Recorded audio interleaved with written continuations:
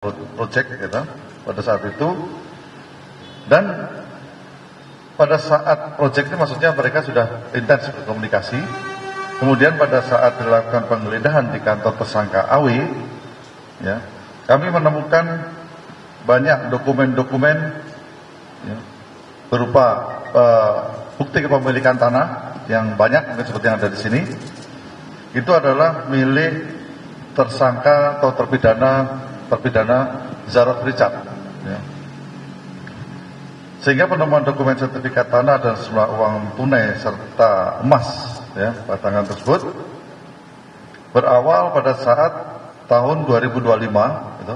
Tersangka AW dihubungi oleh Zarod Richard untuk menitipkan dokumen-dokumen berupa sertifikat tanah, deposito atau uang dan lain-lain, dan diantar ke kantornya di milik AW, ya.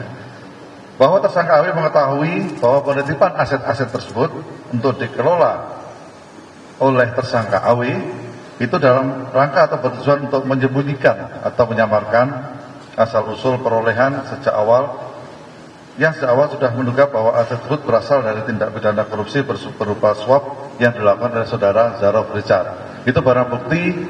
Seluruh barang bukti yang ada di sini yang sudah dilihat ini adalah barang bukti dalam perkara tersangka AW, TPPU, ya, seluruhnya ini ada di sini dalam perkara TPPU. Kemudian saya beranjak ke kasus berikutnya.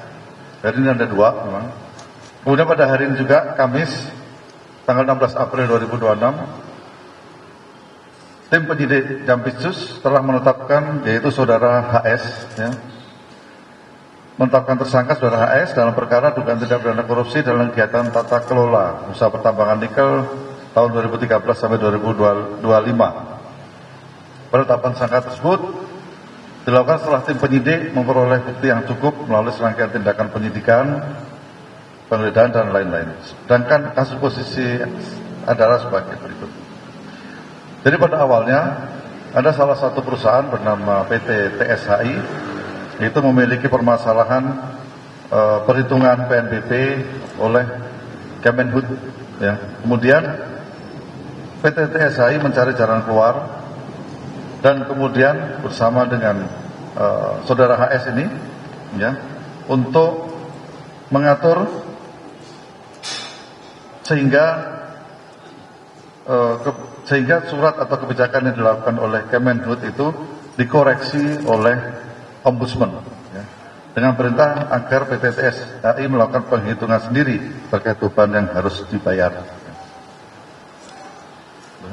Kemudian untuk melaksanakan hal tersebut, ya, tersangka ini menerima sejumlah uang, dari saudara LKM yang merupakan direktur PT TSHI, kurang lebih yang sudah diserahkan dari satu orang ini adalah kurang lebih sejumlah 1,5 miliar rupiah atau 1,5 miliar rupiah. Kemudian terhadap tersangka HS itu kami tetapkan melanggar pasal 12 huruf A, 12 huruf B, pasal 5 dan pasal 606 KUHP yang baru, ya. Pada saat ini tersangka dilakukan penahanan selama 20 hari ke depan di Rutan Salemba, Cabang Kejaksaan Negeri Jakarta Selatan. Untuk AW tadi dilakukan penahanan di Rutan Salemba, Cabang Kejaksaan Agung. Saya rasa itu bisa sampaikan. Terima kasih. Saya kembalikan ke Pak Kapus Penkum. Baik, demikian duduk perkara disampaikan oleh Pak Dirdik. Silakan apabila ada